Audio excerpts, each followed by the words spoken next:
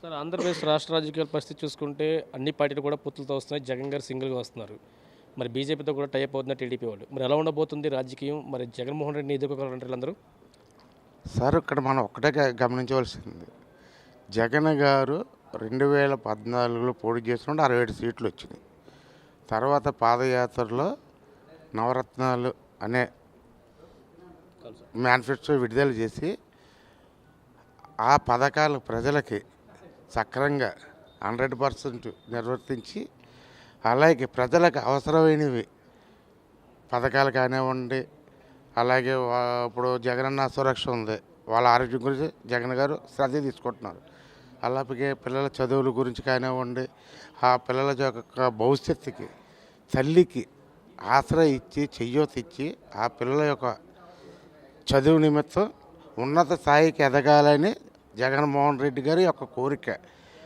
ఒక పేదవాడు పైకి రావాలంటే విద్యని పూర్తి స్థాయిలో వాళ్ళని చదివించి అభివృద్ధిపరిచి ఒక ప్రయోజనం చేస్తేనే ఆ ఇంటి యొక్క సాధక బాధలు కానీ పేదరిక కానీ నిర్మూలించవచ్చు. జగన్ గారి కోరిక ఏంటంటే ఆంధ్ర రాష్ట్రంలో ప్రతి మానవుడు, ప్రతి చెల్లమ్మ, ప్రతి పౌరుడు, ప్రతి బాలలో కూడా బంగారు బాట వేయడానికే వారు నిర్ణయించుకున్నారు.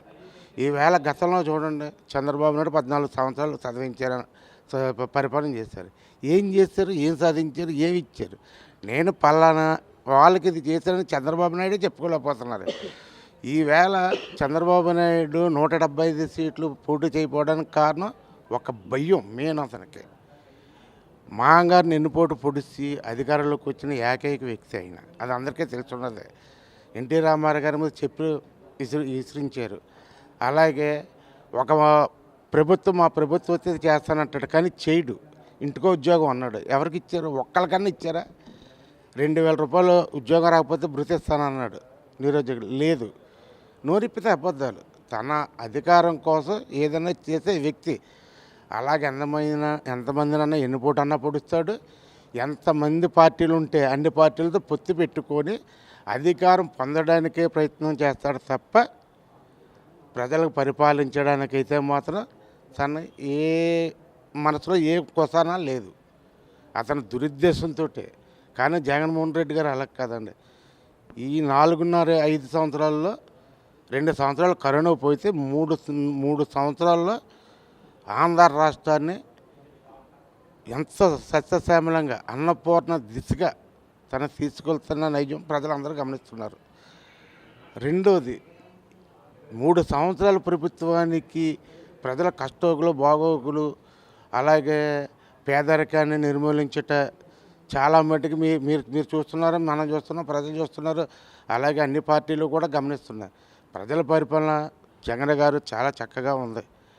కానీ ఈ వచ్చే ఎలక్షన్ 2024లో మళ్ళీ జగన్ గారు సీఎం అయితే ఆంధ్ర అన్నపూర్ణ అనే కళలు గాంధీజీ నెరవేరినట్టు నెరవేరుతుంది. దానికి సమర్థుడు, ధైర్యవంతుడు, నమ్మకం ప్రజలకు ఇచ్చింది జగన్ గారు. ఒక నమ్మకం. ఆ నమ్మకం ఇవాళ ప్రజల్లో బలంగా నాటుకుపోయింది. జగన్ గారు చెప్పారంటే చేస్తారు.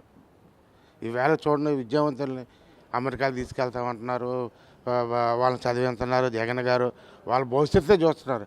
తల్లిదండ్రులకి పిల్లల కోసం భవిష్యత్తుకి 100% పట్టించుకోరు. కానీ జగన్మోహన్ రెడ్డి అనే వ్యక్తి అంటే సీఎం, అతని ప్రజల యొక్క తన తండ్రి కోరిక, ఒక కుటుంబంలో బాధ, తను కూడా కష్టం నుంచి వచ్చిన వ్యక్తే సీఎం. ఇవాళ సీఎం అవ్వచ్చు, రాజశేఖర్ గారు బిడ్డ అవ్వచ్చు, కానీ ప్రజల్లో యొక్క మన్ననలు పొంది ప్రజల్లో తిరిగి ప్రజల కష్టసుఖాలు తెలుసుకొని ఇవాళ చక్కగా పరిపాలన చేస్తున్న జగన్మోహన్ రెడ్డి గారికి ప్రజల తరపున, ఆంధ్ర రాష్ట్రం తరపున మా ధన్యవాదాలు. సో మరి రాష్ట్రంలో బాబు వస్తే భవిష్యత్తు గ్యారంటీ అంటున్నారు, బాబు వస్తేనే అభివృద్ధి జరుగుతుంది అంటున్నారు, బాబు వస్తేనే రాజధాని వస్తా అంటున్నారు. మరి ఇప్పుడు చంద్రబాబు నాయుడు నేను బాబు వస్తే జాబ్ వస్తుంది, బాబు గ్యారంటీ అన్నది. ఎవరికి గ్యారంటీ అండి? ఎవరికి లేదు. దేనికి గ్యారంటీ? ఏ వ్యక్తికి గ్యారంటీ? పోనీ పలానా వ్యక్తికి గ్యారంటీ అని చెప్పమన్నాడు, పలానా పార్టీకి గ్యారంటీ అని చెప్పండి, పలానా కుటుంబానికి నేను గ్యారంటీ అని చెప్పండి. ఇప్పుడు గ్యాస్ 3 బండ్లు ఇస్తానంటున్నారు. అంతకు మించి పథకాలు ఉన్నాయి వైసీపీలో. 3 బండ్లు ఎర్ర చూపిస్తున్నారు. పవన్ కళ్యాణ్ గారు ఉన్నారు, పార్టీ పెట్టారు. దేనికి పెట్టారు?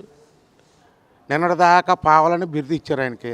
చంద్రబాబు నాయుడుకి ఆ పావల బిరుదు అంటేనే నచ్చలేదు. 2 బ్యాళ్ళ బిరుదు అంటే 24 సీట్లు. ఏం చేస్తారు వాళ్ళు వచ్చి? ఏం చేయగలుగుతారు? ఏం చేస్తారని చెప్తున్నారు? చెప్పండి, ఆ నోటితో చెప్పండి. ఎవరికి గ్యారంటీ? రాష్ట్రానికి గ్యారంటీయా? వాళ్ళ కుటుంబాల గ్యారంటీయా? నారాయణ గ్యారంటీయా? లేకపోతే పవన్ కళ్యాణ్ గ్యారంటీయా? ఎవరికి గ్యారంటీ? చంద్రబాబు నాయుడు దేనికి గ్యారంటీ? పోనీ ప్రజలు ఏమన్నా నువ్వు గ్యారంటీ అని అడిగారా? ఇప్పుడు జగన్మోహన్ రెడ్డి గారు ఉన్న ప్రజలకి ఇది చేస్తానన్నారు, చేసి చూపించారు. నువ్వు 14 సంవత్సరాల్లో ఎవరికైనా ఏమైనా చేసావా? చేయలేదు. ఐటీ సిటీ నేనే చేయించానంటావు. పోలవరం నేనే కట్టానంట. పోలవరం ఎవరు కట్టారో, శంకుస్థాపన ఎవరు చేస్తారో, కాలాలు చేస్తారో అన్నీ తెలుసు. ఈవేళ ప్రాజెక్టు నిన్న కాక మొన్న ప్రాజెక్టు చూసాం మనం. జగన్ గారు ప్రాజెక్టులు పూర్తి చేసుకొస్తున్నా అంటే ఒక రాష్ట్ర అభివృద్ధి కోసం చెప్పకుండానే జగన్మోహన్ రెడ్డి ఎంతో సార్థకతతో ముందుకున్న వెళ్తున్న వ్యక్తి అయిన. ప్రజలు బాగోవాలి, ఆంధ్ర అన్నపూర్ణ కావాలి. ఈవేళ పోలవరం ప్రాజెక్టు కడితే ఆంధ్ర అన్నపూర్ణ వద్దని అందరికీ తెలిసిన విషయమే. ఇవాళ పోలవరం ప్రాజెక్టు చూడండి, తెలుగుదేశం హయాంలో 2 సంవత్సరాలు ఆ నెల ఓపెనింగ్, ఈ నెలలో ఓపెనింగ్ అన్నారు. ఇది ఒక పెద్ద కుటుంబం. జగన్మోహన్ రెడ్డి గారు చక్కగా పరిపాలిస్తున్నారు. ఎవరికి ఏ లోటు లేకుండా అన్ని వర్గాలకి కూడా, ఒక కుల మతం భేదం లేదు ఆయనకి. ఆయనకి ఏ కులం లేదు, ఆయన ఒక్కటే కులం, ప్రజాకులం. ఆడబడుచుల అక్క చెల్లెమ్మల కుటుంబం అదే.